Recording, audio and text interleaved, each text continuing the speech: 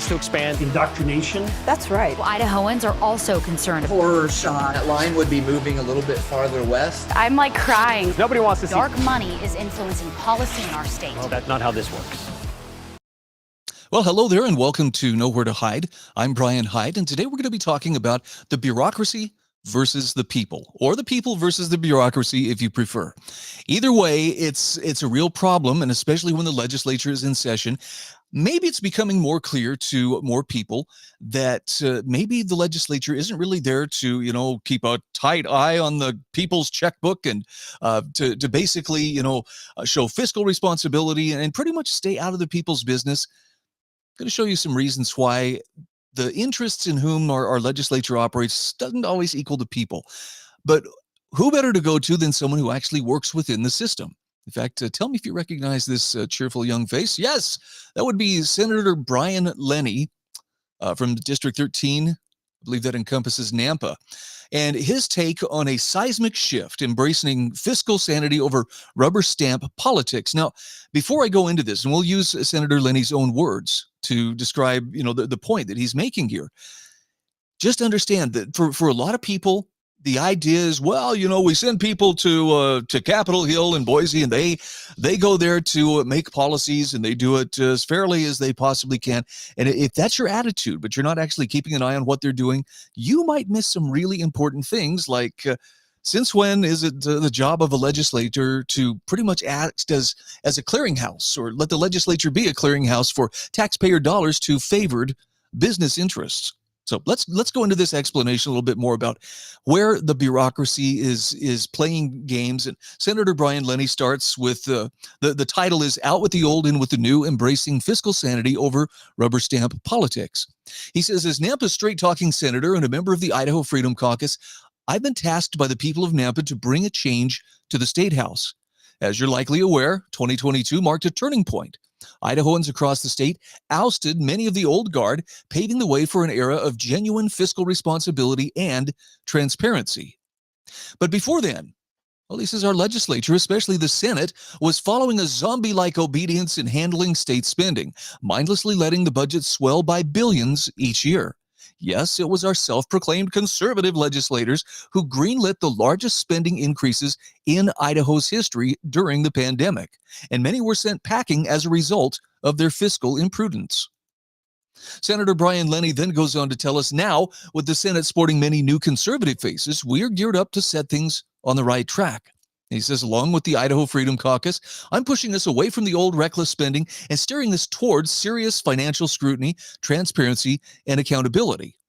Now, I don't need to state the obvious, but I'm going to do it anyway, just because somebody needs to say, you ever wonder why some of the Senate leadership, is so, well, let's just say they're very, Chuck Winder is not very fond of Brian Lenny and others, because they question some of these practices, and they clearly understand. People aren't just sending our legislators out there with a blank check and say, yeah, do whatever you want. Get yourself something nice while you're at it. Not even close.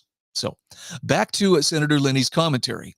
He says, this is why we have been on the receiving end of vehement opposition, speaking of himself and a handful of other principled senators, criticism and relentless attacks by establishment politicians, because they want to keep you in the dark about the real pandemic, which is Idaho's addiction to federal money. He says over 40% of our budget is made up of federal change funds. This absence of strategic foresight became glaringly evident when we accepted a massive $22.9 billion from the federal government during the COVID crisis, further burdening future generations with federal debt. By the way, I know that for a lot of people, the excuse is going to be, well, everybody else was doing it, so why not, fight our way in there to get something from the trough? But it kind of has to come back to, is that a proper function of government? I would argue emphatically, no, it's not. Senator Lenny says the 2022 election mandate was unmistakable. Idahoans want a legislature that's smart with their money. Let's not forget our Senate hasn't killed a spending bill on the floor since 2019. Well, hopefully that's about to change with the Idaho Freedom Caucus at the forefront of this seismic shift. Now, he says, we're asking the hard questions and making decisions for the people of Idaho, not the political elite, bureaucrats, and lobbyists. Yes, he says the challenges ahead are substantial, with deep-rooted interests in the old guard in our political system resistant to change. but we're more than ready for this battle. So I don't know if that strikes you as a self-grandizing. I'm giving the guy the benefit of the doubt here. Some people would say, well, this is all just about him imposing his version of power and his version of what he thinks that things should be. I don't know. Now I'll put my credentials up against anybody's as far as, freedom has been a priority for me for a very, very long time. I've learned to spot the people who speak the language, but more importantly, I've learned to spot the people who don't just speak the language, but actually walk the walk that accompanies that language. And I think Brian Lenny is one of those rare politicians who is able to do this. In fact, I hesitate to call him a politician just because of the negative connotation that word carries. Let's go back for a moment to his commentary. He says, our commitment is driven by the critical importance of Idaho's financial future and sovereignty, which are simply too important to ignore. So we'll stay the course, relentlessly push for transparency, and remember, we're doing this for the people of Idaho, not head pats from the governor. It's a big difference. He says, together we're going to turn things around in Idaho. We're starting a new chapter of smart, transparent, and accountable governance. We've got a clear mandate for change, and we remain unwavering in our fight to give Idahoans the fiscally responsible government they deserve. Now, I understand that, for a lot of people, that's, kind of the most important thing. That's right. Fiscally responsible government, that is what we want. That is, that is the be-all, end-all. And frankly, to hear most politicians when it's time to campaign, they will strictly define things in economic terms. Well, how are we doing? Have we limited, the debt? Have we, raised or lowered taxes, that kind of thing. But that doesn't make any less real some of the cultural battles that are being fought right now. And I'm just going to throw this one in here. This is not to get you mad or frustrated, but to just point out these cultural issues that we're being told, they don't even really exist. It's just, conservative Christians out there trying to pick a fight. No, these are very real things. In America, you can force churches to shut down, but allow abortion clinics, weed, and liquor stores to remain open. We did see that with our own eyes during the COVID response. You can encourage criminals and mobs to attack regular people, but send regular people to jail for defending themselves. This is just a recent news headline. Christians facing 11 years in prison for praying in front of an abortion clinic. That says freeing, but it means to say in front of an abortion clinic. They were charged with blocking access to that clinic, facing up to 11 years in prison. $250,000 fine, too. So, yeah, there's some teeth in that law. Hundreds of millions handed out to BLM and Antifa rioters by the courts. Statues of American heroes torn down. Statues of Satan protected by hate crime laws. I don't know if you're aware of this, but the individual who tore down that statue of Satan in the Iowa State House, facing a hate crime. I'm not saying that it's a good idea to go around tearing down other people's religious icons, but isn't that curious? If it had been a Christian display, do you think that any charge would have been filed or anybody would have said anything? My point is simply, these cultural battles are very real, and it's a constantly shifting battlefield. We don't know if it's going to rear itself in some rural community or if it's going to be in a cultural center or municipal center. We never know. It's pretty much everywhere, and so I guess the point here is, if we're going to stop some of these problems before they become unavoidable, probably a better result than just simply trying to react to all the different ways that the brave new world is being pushed on us. Anyhow, let's move on here. I want to talk briefly about the permanent bureaucracy, and this one I'm going to lean heavy on Brian Allman, who I think has such. Actually, he's got a number of great resources, but the Gem State Chronicle is one of those places where I would send you to get a really informed take of what's going on. His coverage, by the way, Brian's coverage of the current legislative session, second to none. So this is getting a little bit more acquainted with the bureaucracy. Now, I don't know if you were aware of this. Last Thursday, for Capital Clarity, Senator Glenita Zweiterveld and Representative Josh Tanner shared their work in trying to exercise oversight of the Idaho Department of Health and Welfare. Now, Brian writes, this agency controls the single largest chunk of the state budget due to its handling of Medicaid, and it currently faces 8 findings of malfeasance from an independent audit last summer.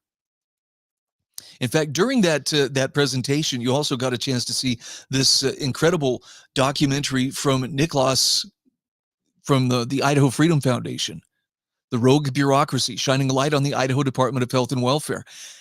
I know there are those who will get, that's just dark money saying bad things about our beloved institutions. But can I just ask, watch the show first before you react, and see what Nicholas is able to show you and what he's able to back up here.